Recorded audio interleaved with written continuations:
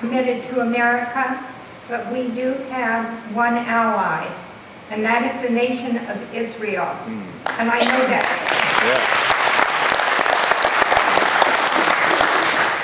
I know that your father has voted in opposition to Israel many, numerous times. And I've had calls from Jewish Federation and different friends.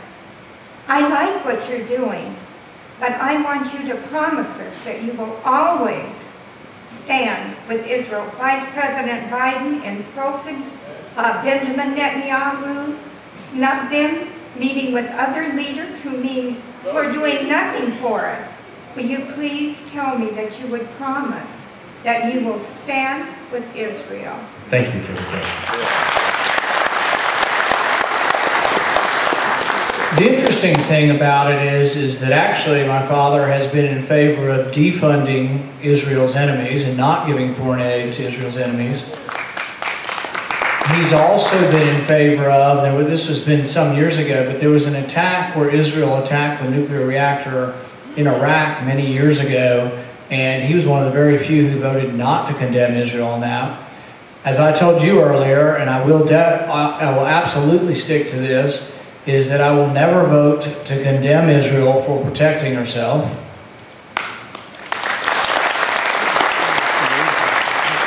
But I will say, though, and I think Israel is an important ally and an important democracy in the Middle East, that our primary function when we are elected is to consider the national security of the United States and of our country and our Constitution.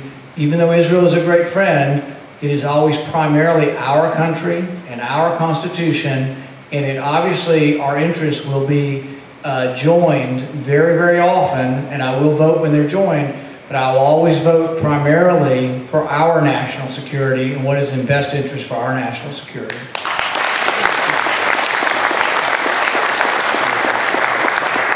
All right, next question. Go ahead, sir. Yes.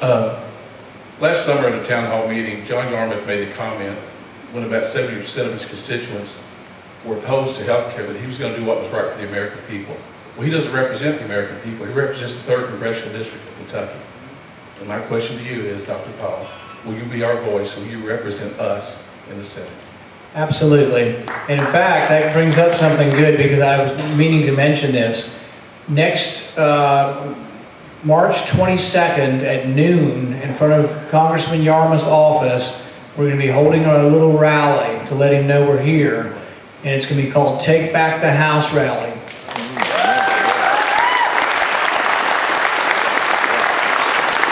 We're going to be inviting all of the Republican candidates who are running against Yarmuth, and Congressman Yarmuth can come out too. We're giving him a podium too if he wants to speak at our rally. But it's really about take back the House, pay attention to the people. I'm sure he won't appear at any Tea Party events either. But let's let him know that we don't want the federal government takeover of health care, but help us come out March 22nd at noon in front of his Louisville office. Very good. March 22nd at noon. Thank you. Dr. Paul, I do want to thank you for being here. But I wanted to ask you, in the last year with the health care debate, we've certainly learned that every Republican vote is vitally important in the Senate. That seems to be my concern in this primary. Your father, and I agree with most of what you said here today. I admire the position you take and your independent spirit. But it's important that the senator that we send to Washington also be able to work and do things effectively. Your answer to the budget question that was asked earlier listed a balanced budget amendment, a balanced budget rule, ending the Department of Education and the Department of Commerce. All those things make sense, but none of them are going to happen practically in the next 15 years. So my concern is that you will be able to do things effectively working with the party and not be, I don't mean to offend, but practically irrelevant as your father has been in the House. Can you maybe speak to that? I would probably argue with irrelevancy, because I would say that, for example, right now, since he's gotten a larger national stage, there's a lot of attention for Audit the Fed, and he's gotten over 330 people, 330 congressmen to sign on to Audit the Fed. This is a big step towards good government transparency. I would also say that You know, if we all believe in a balanced budget amendment, we all believe in term limits, you just need a champion, someone who will stand up. I've also said with term limits, it's going to be very hard, and my one vote won't do it. But if I'm elected U.S. Senator, I will ask to come back to Frankfort. This doesn't happen very often, but I will ask to speak before the joint House and Senate in favor of term limits. I think this is a practical way of getting it to work, because those guys and women in Frankfort, a lot of them would like to go to Washington. So if they could limit the terms of those in Washington, they have a self-interest to vote in favor of this. Whereas in Washington, their self-interest is to stay in power. That's why we have trouble passing term limits. But I truly believe in these issues. I will become a spokesman. I've already, as a candidate, been on national TV over 20 times. I will work very hard to make this movement, but I'm not going to be part of the system. So if you want someone to be part of the system just to get you stuff, I'm not the right guy.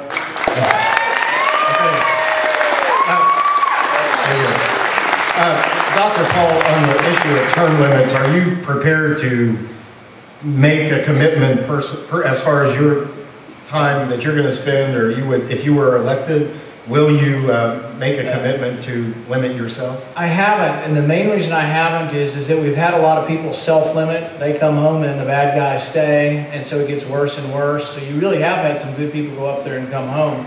I can't conceive of staying, but I haven't made an absolute pledge that I won't. I can't conceive it. I mean, 12 years is a long time. I mean, I think that's a long time in someone's life. And so I really think 12 years in the Senate or 12 years in the House is plenty long, and somebody else should come home. One of you guys should, or women should run. I mean, it really shouldn't be about just an individual. It should be about trying to transform and make the government better. And I really, truly, strongly believe in term limits, and I'd get incredible grief if I were to stay longer. I just haven't taken a voluntary pledge. Yeah, I think one of the issues, though, is if we have term limits and you have a bureaucracy that I think there's concern that that would get more powerful. Yeah, and I think there is some validity to the argument, but I also am in favor of sunsetting a lot of regulations. So I think we should make, like the EPA should have to re-justify all their regulations. Sunset them all next year, and then you have to have a debate over EPA regulations.